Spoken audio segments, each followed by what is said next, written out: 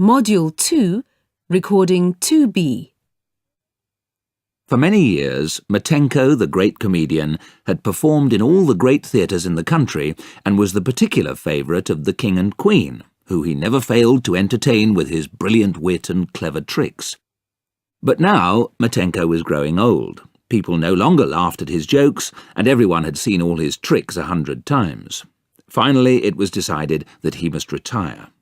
The king invited Matenko to his palace and told him, "The Queen and I are very sorry, Matenko, that it is time for you to retire. Take this purse of money with you when you go and live in your native village." Matenko was heartbroken. He and his wife sadly carried their belongings to the little cottage which the king had given them. Soon they had almost no money left. "How can I earn a living?" wondered Matenko. "Telling jokes is the only trade I know." At last the two old people were starving.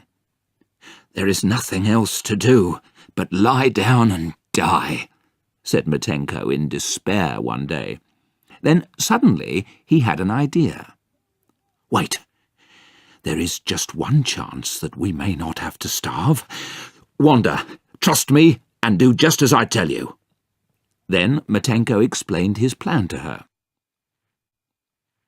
That evening Wanda put on her best clothes and chopped a raw onion so that tears ran down her wrinkled cheeks.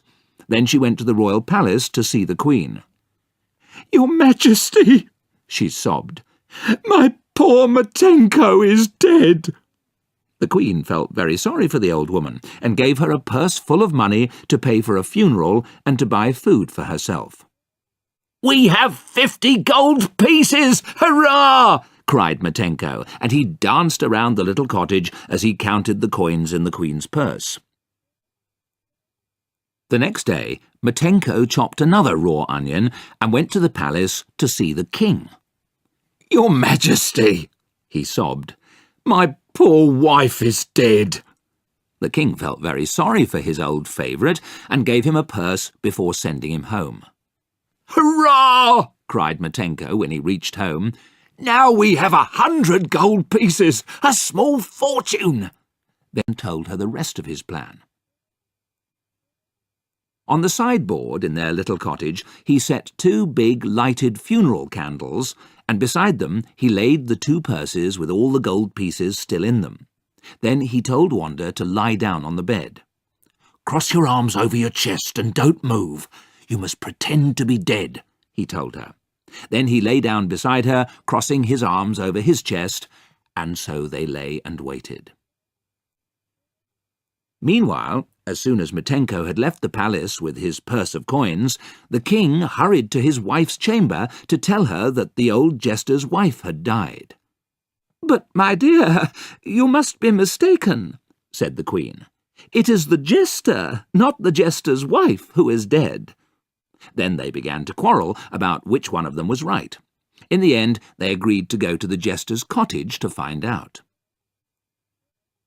When they knocked and walked into the little cottage, they found the candles lit, the purses on the sideboard, and Matenko and Wanda, who were obviously dead. "But which of them died first?" asked the Queen. "It must have been Matenko." "No, it must have been Wanda," said the king. They began to quarrel again, when Matenko jumped up from the bed and said, "Your Majesty, my wife died first, but I was dead before her."